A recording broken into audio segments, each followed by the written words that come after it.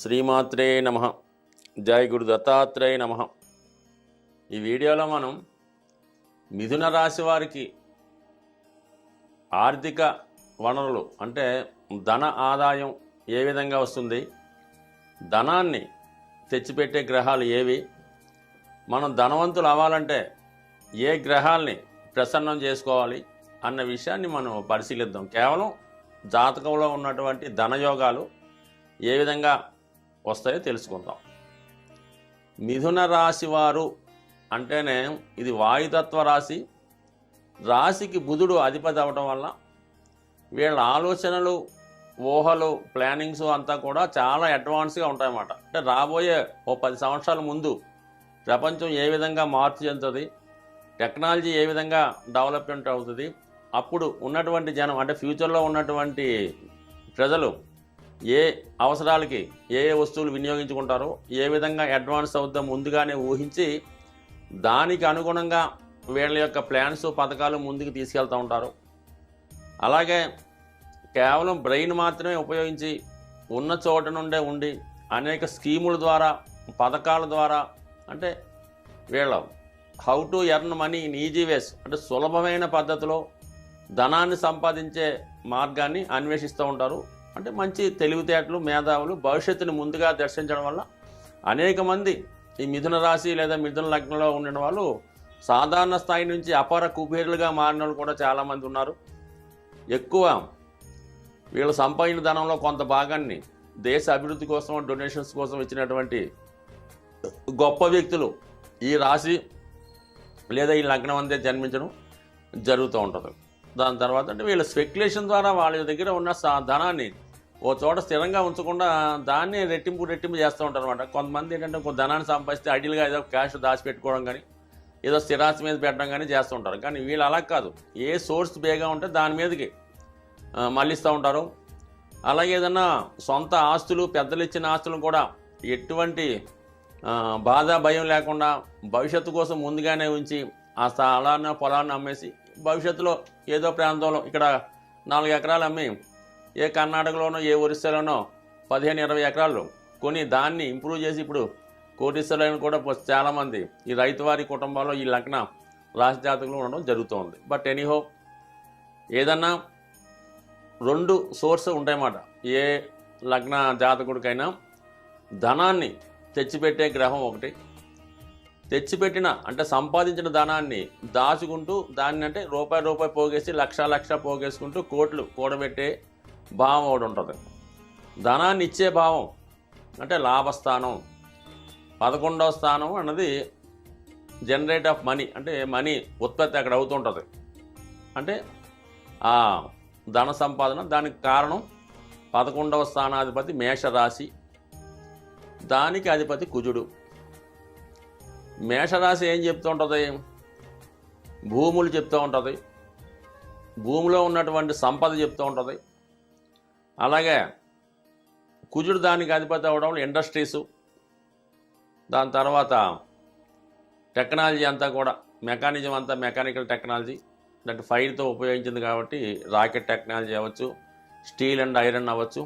అటు అగ్ని ఉపయోగించాలి, అటు మెటల్ ఉపయోగించాలి, దానికి తెలివితేటలు ఉపయోగించాలి. అంటే అక్కడ మనం లాభస్థానం ఒక మేషరాశి కుజుడి అనుకుంటాం కాబట్టి అక్కడ రవి ఉచ్చు పొందుతూ ఉంటాడు. అంటే ప్రభుత్వ సంబంధించినటువంటి సహకారం అంటే లాభస్థానంలో రవి ఉచ్చ అంటే ప్రభుత్వ సహకారం అంటే ఐఏఎస్ ద్వారానో, ఉన్నత స్థాయి ద్వారానో, ప్రభుత్వ అధికారుల ద్వారానో ఈ విధంగా, లేదంటే ప్రభుత్వ లోన్ తీసుకోను, మొత్తం మీద అక్కడ ప్రభుత్వ సహకారం, మంచి మేనేజ్మెంట్ స్కిల్స్ కూడా వీళ్ళ ఆదాయానికి కారణం అవుతుంటాయి.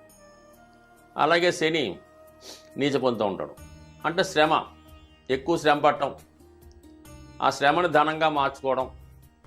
సో ఈ విధంగా అంటే శని భగవానుడు, రవి భగవానుడు, కుజుడు ఈ 4 గ్రహాల యొక్క ప్రభావం కంపల్సరీగా ఆ విధంగా ఉంటుంది. కాబట్టి మల్టీ టాలెంటెడ్గా ఒక సోర్స్ కట్ అయితే వేరే సోర్స్ ద్వారా అంటే గవర్నమెంట్ జాబ్ వచ్చింది మానేసాం, ప్రైవేట్ జాబ్లో చేరాం, ఇండస్ట్రీ స్థాపించాం. సో ఈ విధంగా వాళ్ళ యొక్క సోర్స్ ఆఫ్ ఇన్కమ్ మారుస్తూ ఉంటారు. అంటే వీళ్ళ యొక్క ఆదాయం అంతా కూడా కుజుడు యొక్క బలం మీదే ఆధారపడి ఉంటుంది. కుజుడు ఎంత బలంగా ఉంటే వాళ్ళు అంత ధైర్యంగా, అంత అడ్వాన్స్గా జీవితంలో ముందుకు వెళ్ళడం జరుగుతుంటుంది. అంటే కుజుడు బలంగా ఉండాలంటే ఎక్కడ ఉండాలి ఉంటే మేషరాశిలో స్వక్షేత్రంలో ఉండాలి, అంటే ఉచ్చ మూల త్రికోణం కాబట్టి అది, లేదా మకర రాశిలో ఉచ్చ స్థానంలో ఉండాలి. అంటే మకర రాశి వీళ్ళకి అష్టమ రాశి అవుతుంది.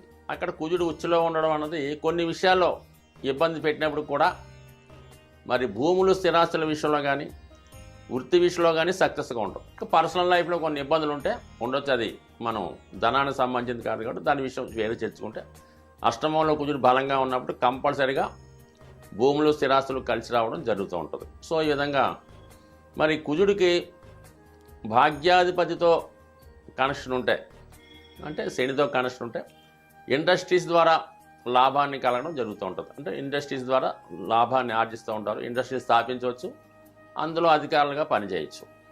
అంటే ఎక్కడన్నా మరి లాభాధిపతి భాగ్యాధిపతి కలిస్తే అది మంచి ధనయోగం జనరేట్ అవుతుంటుంది.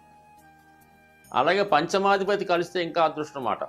లాభాధిపతి పంచమాధిపతి అంటే పంచమాధిపతిగా ఉన్నటువంటి శుక్రుడు అంటే క్రియేటివిటీ ద్వారా, మీలో ఉన్నటువంటి టాలెంట్ ద్వారా, లేదా ఇంకా శుక్రుడు కళలకు కారణం కాబట్టి కళారంగం ద్వారా, నైపుణ్యం ద్వారా ఆ విధంగా కూడా ధనాన్ని జనరేట్ చేసే యోగాన్ని కంపల్సరీగా మీకు మరి ఈ లాభాధిపతి పంచమాధిపతి కలిసినప్పుడు అంటే శుక్రుడు ప్లస్ కుజుడు కలిసినప్పుడు విశేషమైన ధనయోగం ఉంటుంది. ఎంత ధనం సంపాదించినా కూడా దాన్ని మించిన ఖర్చు లగ్జరీగా ఖర్చు పెడుతూ ఉంటారు. ఈ కాంబినేషన్ వాళ్ళు వీళ్ళు సంపాదించిన ధనం ఇతరులు అనుభవిస్తూ ఉంటారు. అది ఫ్రెండ్సా ఇంకోలా అది వేరే సంగతి, కానీ అది వేరే కారణాల వల్ల ఖర్చు చేస్తూ ఉంటారు. కానీ మొత్తం మీద వెరీ సక్సెస్ఫుల్గా వెరీ డైనమిక్గా డామినేటింగ్ ఖర్చు అంటే ఒక 10 లక్షల కారణం ఒక గంటలో నిర్ణయం తీసుకుని కొనేస్తూ ఉంటారు. ఒక ₹1,00,000 అంటే వీళ్ళకి డొనేషన్ ఇవ్వడం అనేది చాలా చిన్న విషయం మాట. అంత విపరీతమైనటువంటి ధనయోగం అలాగే ఖర్చు యోగం కూడా కనబడుతూ ఉంటుంది ఈ ధన పంచమ లాభాధిపతి కలిసినప్పుడు. సో ఈ విధంగా ఉంటే మరి ఈ అందుకంటే అలా ఎందుకు ఏర్పడుతుందంటే శుక్రుడు పంచమాధిపత్యంతో కూడా వ్యయాధిపత్యం ఏర్పడడం వల్ల వ్యయాధిపతి లాభాధిపతితో కలిసినప్పుడు వచ్చిన ధనాన్ని వచ్చినట్టే ఖర్చు పెట్టేస్తుంటాడు. అంటే ఏ విధంగా సరే లాభాధిపతికి వ్యయాధిపతితో కనెక్షన్ ఉండకూడదు, ఉంటే ఇలా విధంగా ఖర్చు అవ్వడం జరుగుతుంటుంది. మొత్తం మీద ఈ ధనయోగాలు భూముల వల్ల, టాలెంట్ వల్ల, కృషి వల్ల కంపల్సరీగా ఆదాయం ఏర్పడుతుంటుంది. మరి ఈ ధనాన్ని వచ్చిన ధనాన్ని నిలబెట్టుకోవాలి, సద్వినియోగం చేసుకోవాలంటే ధనాధిపతి అంటే కుటుంబ స్థానాధిపతి, ధనాధిపతి, వాక్ స్థానాధిపతి అనేటువంటి చంద్రుడి యొక్క బలాన్ని బట్టి ఆధారపడి ఉంటుంది.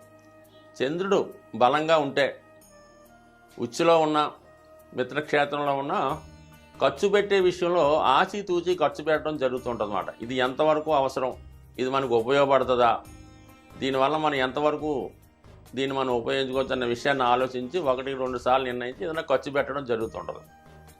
అదే చంద్రుడు వీక్గా ఉంటే నీచిపడి ఉన్న శత్రుక్షేత్రాల్లో ఉన్నా కూడా ధనాన్ని నీళ్ళ ఖర్చు పెడుతుంటారు. చంద్రుడు మరి ఆ విధంగా వాటర్ ప్లానెట్ అవ్వడం వల్ల మరి 6వ స్థానంలో ఉండి నీచపడితే ఆ ధనం వచ్చిన ధనాన్ని అప్పులు ఇవ్వడం కానీ, వేస్ట్గా ఖర్చు పెట్టడం కానీ, బంధువులకు ఇవ్వడం వల్ల ఈ విధంగా కొంత ధనాన్ని నష్టపోయే మరి ఈ విధంగా ఉంటుంది. బట్ ఇంకొక మంచి బ్రహ్మాండమైన యోగం ఏంటంటే ధన లాభాధిపతుల కలయిక. ఇది మంచి ధనయోగం అన్నమాట. అంటే చంద్రుడు కుజుడు కలిసి ఉన్నప్పుడు మంచి ధనయోగం ఏర్పడుతూ ఉంటుంది.